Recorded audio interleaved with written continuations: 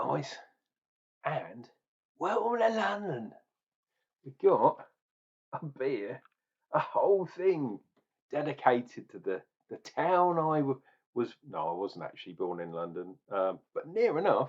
And this is just ridiculous, absolutely crazy. So we are going over here today in Bermondsey, the south end of Bermondsey.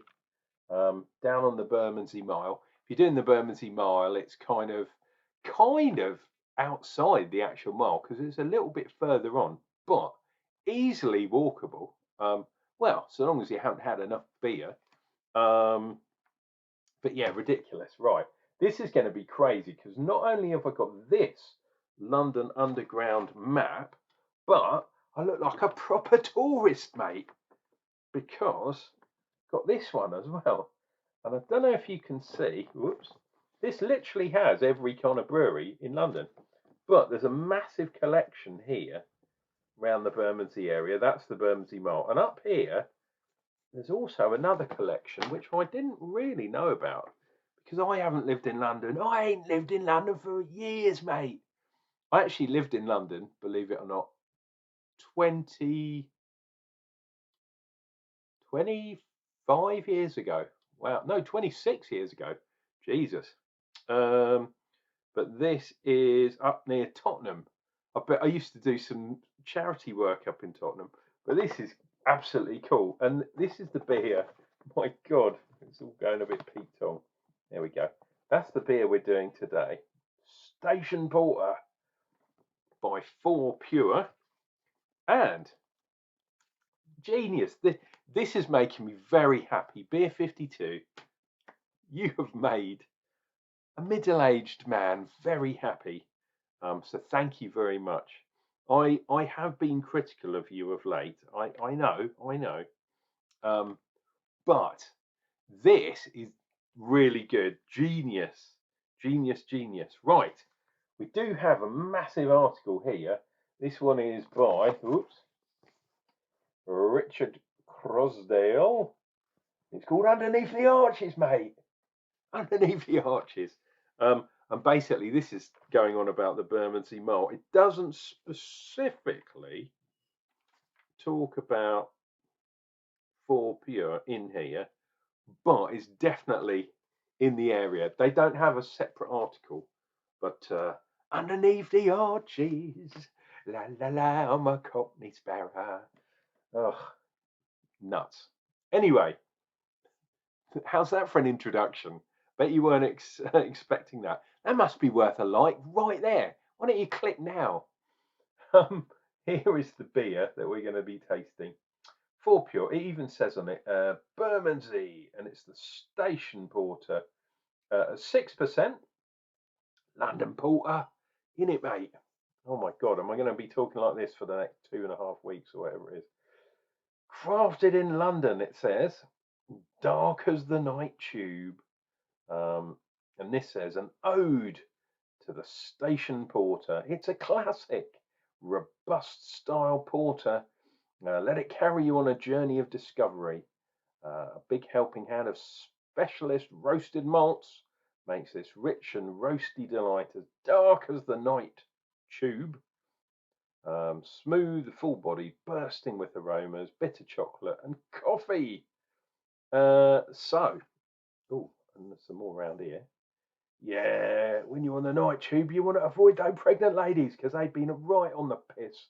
You know what I mean? Here we go. Always serve cold. Blah blah blah. 6%. What's that say? 2 UK units. So this, they're saying, 2 units is the equivalent of a pint of beer, and it's a 330 can. So I think that's quite cool. Oh, something under there that I didn't show you. Transport for London official licensed product. Absolutely nuts. Right, so I believe from what I'm gathered, it's Willamette and Columbus hops in here, and like ridiculous amount of malts, including some Munich. Ooh. been shaking the can a bit. It's bubbling away. I've got to give this one a bit of a pressure test. There we go. So it doesn't go all over my trousers. Black malt, crystal, T50, Munich malt, and just some chocolate in there. Oh, sweet, sweet stuff. There we go. And wow, I mean, I think if I remember, the Bermondsey Mile used to be like, I think like 20 places to go or something ridiculous. If you're only doing breweries, it's slightly less. And some have gone. Brewing by Numbers is no longer there. Ah, outrageous. Right. And some others too. But Cloudwater's got a bar there. The Colonel as well. Fantastic beers. Right, wow. And that's quite a head, so we'll stare at the head. Welcome to London, mate. Right, so head-wise, we are at least 1.5. But look at that. Big, fluffy kind of carbonation head there. Really dark colour, actually. Darker than usual, especially for a porter. Lovely, lovely. Oh, and if you don't know, porters and stout porters, which became stouts, porters were named after actual porters who would take your luggage on their back or in their little car, perhaps their little, what would you call it? Well, in the old days, it would be literally on their back and running about like a loon, sort of a rickshawy, carriagey type thing. They carry your luggage around.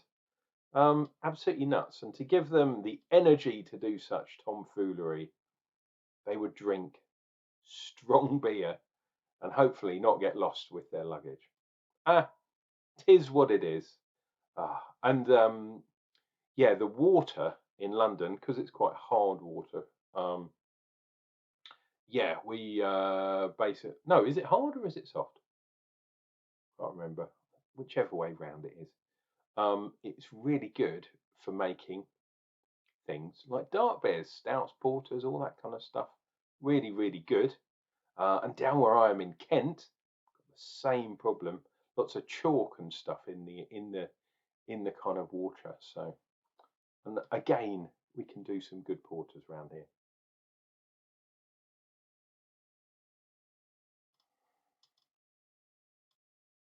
Mm.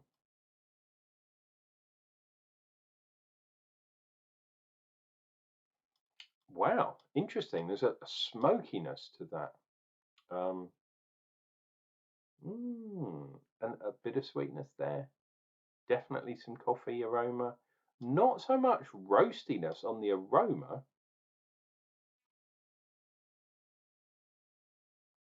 There's something else there that's kind of maybe a fudge or a kind of maybe a burnt kind of toffee kind of thing going on. Who knows, dear viewer? Who knows? Thank you for being with me on the start of another voyage into a box of beer from Beer 52. And I'm really upbeat, unless you haven't guessed already. Oof. Cheers and beers.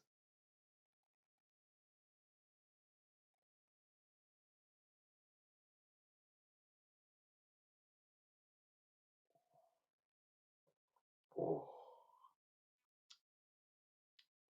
Ooh. So, not as sweet as I had feared. A couple of the beers I've had lately have been a little bit too sweet for my liking.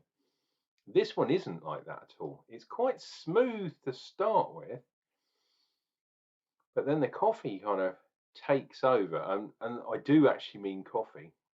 And it builds up, builds up, builds up, and it's quite bitter. But it's astringent, malty bitter as opposed to superbly kind of hopped bitterness. You can't really taste the hops in there for me.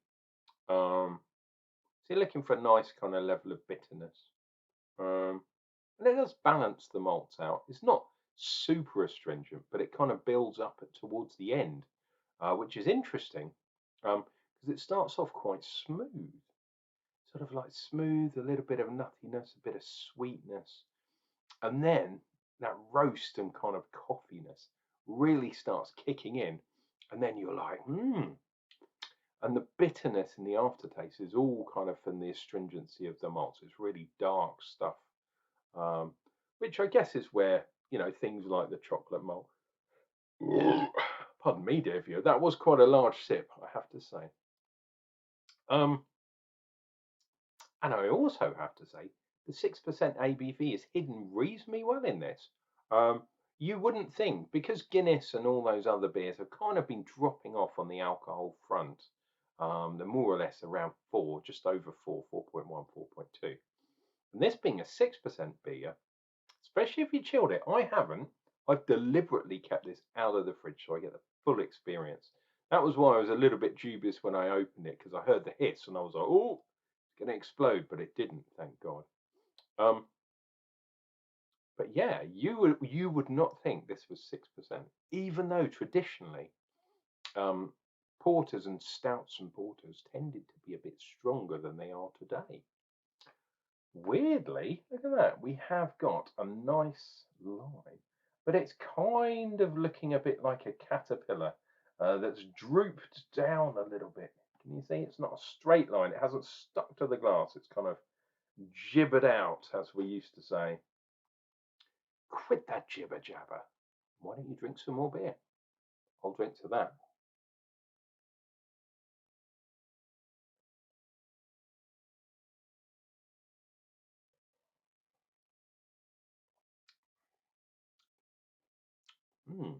Okay. A little bit more bitterness up front this time, but it's still quite mellow in the middle.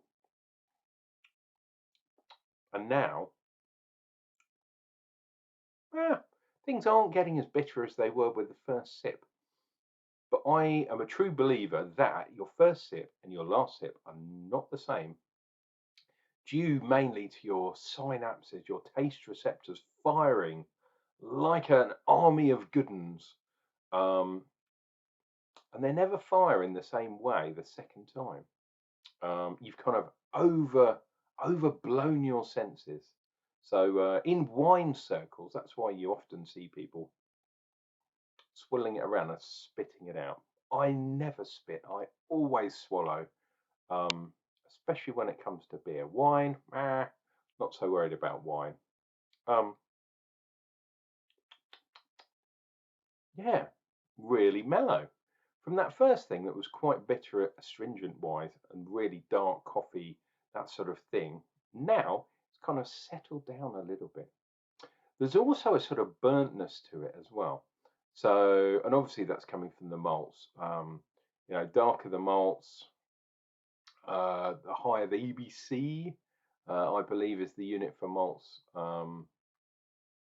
Yeah, the higher, the more it's been killed and the more it's been kind of roasted, a bit like coffee. It's kind of roasted and how it affects the flavour. But a bit more mellow this time, a bit more smoky. You can get that kind of sort of bonfire kind of thing. Maybe that was what I was getting initially on my aroma test. I was definitely getting a sort of burnt something. Reminds me of when I was at scout camp wearing shorts and wrapping up a potato in tin foil and then chucking it into the fire. Oh, good old days with garters and woggles and dib dib dobs, all that kind of jazz. What's this beer doing to me? Let's drink some more.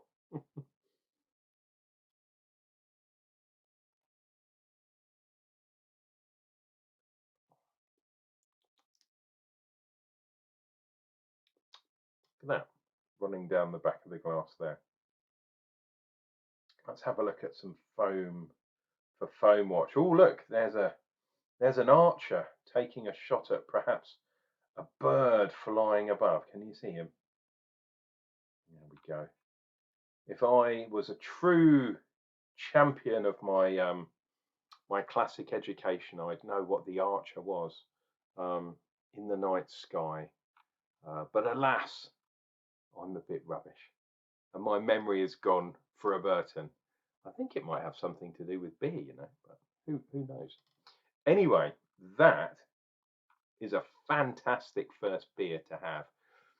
I'm going to do the dark beers first because I don't know about you, dear viewer, but the sun has been poking through the clouds, and I went to fill up with some of the petrol today at my lunch break, and it's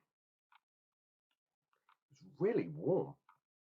Sun coming through the window as I was driving across the county. Or the island, I should say. I live on an island. Yeah, it was really warming me up. But when I got out of the car, that fierce wind, whoo, that blew me sideways.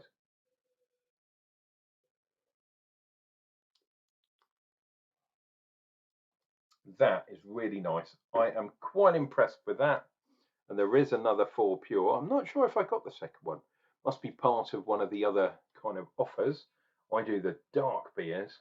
But there we go. That's Fourpure Station Porter at 6% from Bermondsey in London. Under the bridges, basically coming, if you were coming from where I live in the east into London Bridge, maybe even Waterloo East it would be. Yeah, that stretch is really long, so, and it's quite a mellow angle, so there's huge number of arches that for some reason have all been taken over. Well, a lot of them have been taken over by breweries, which is fantastic if you live around there. But yeah, I think I'm priced out after leaving London, after leaving the big smoke. I don't know if I'll be living in London ever again, purely because it's so damn expensive, and what you get is not very good. And for my health, I moved down to the seaside, and I'm perfectly happy down here. Ah, all that's left is the memories of London. Anyway, this has been Unclejona. Going to be drinking some more of these craft beer tube maps. Um, Absolutely nuts. There's over 80 breweries and stuff in there. It's absolutely madness. I'm going to be back real soon with another beer review.